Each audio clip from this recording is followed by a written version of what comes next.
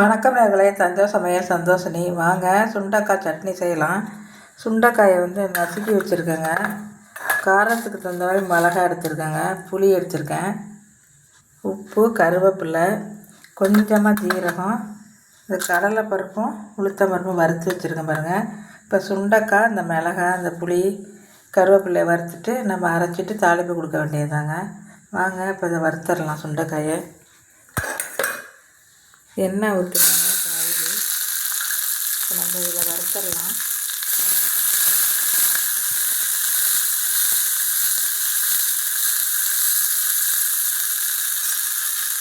இங்கே கொஞ்சம் காரமாக வச்சுக்கலாம். இதை உரப்பே இல்லைங்க, அதனால நான் மிளகாய் போட்டிருக்கேன்.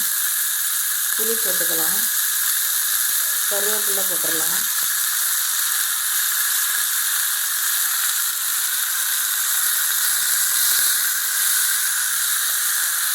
நல்லா வதக்கிட்டு அரைக்க வேண்டியதாங்க. சூப்பராக இருக்கும், டேஸ்டியாக இருக்கும், ஹெல்த்தியானது.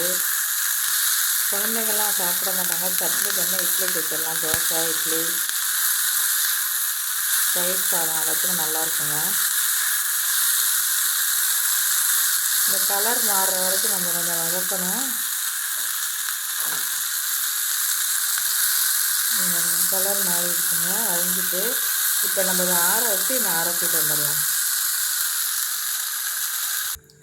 இப்போ அரைச்சிட்டு வந்தாச்சுங்க. இதுக்கு கடுகு, உளுத்தம் பருப்பு போட்டு கருவேப்பிலை போட்டு தாளிப்பு கொடுத்தாச்சுங்க. சூப்பராக இருக்கும், ரொம்ப டேஸ்டியாக இருக்கும்.